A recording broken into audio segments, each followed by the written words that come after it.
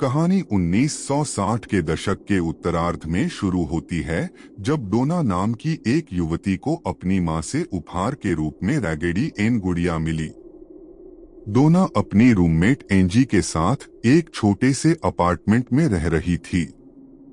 डोना उपहार से खुश हुई और उसने गुड़िया को अपने बेडरूम में एक कुर्सी पर बिठा दिया।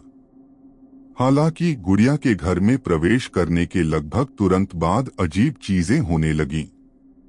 सबसे पहले यह केवल छोटी चीजें थीं, जैसे अपार्टमेंट में कोई नहीं होने पर गुड़िया एक कमरे से दूसरे कमरे में जाती है, या उसके हाथ और पैर पहले की तुलना में अलग अलग स्थिति में दिखाई देते हैं।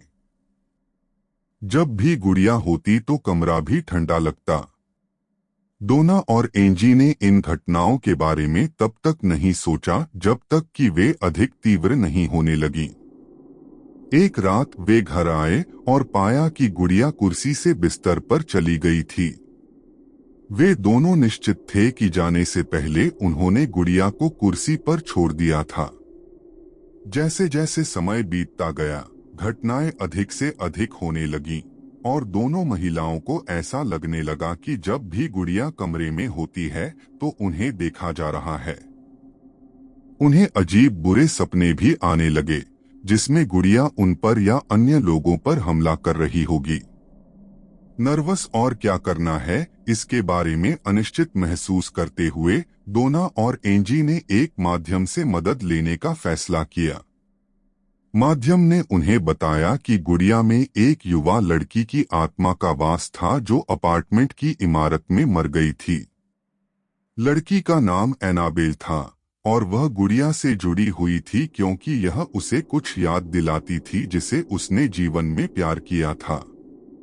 भावना के प्रति सहानुभूति महसूस करते हुए डोना और एंजी एनाबेले को अपने साथ रहने देने के लिए सहमत हो गए और वे उसके साथ एक वास्तविक व्यक्ति की तरह व्यवहार करने लगे, उससे बात करने लगे और उसके कपड़े भी खरीदने लगे।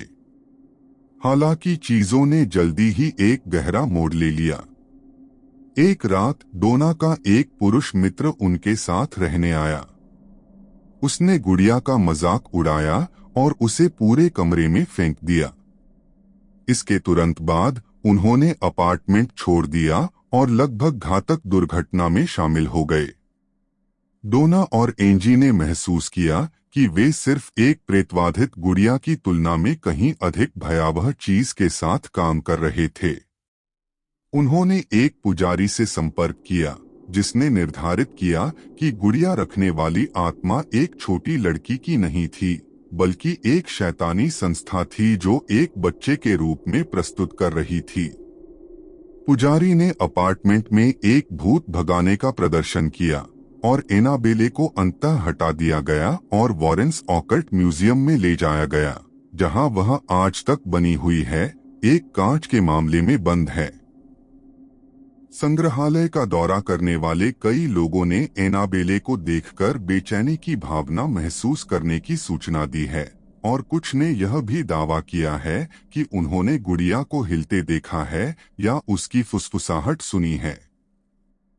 एनाबेले की कहानी असामान्य गतिविधि की अब तक बताई गई सबसे भयानक कहानियों में से एक है और यह अपने आप में एक आधुनिक किंवदंती बन गई है।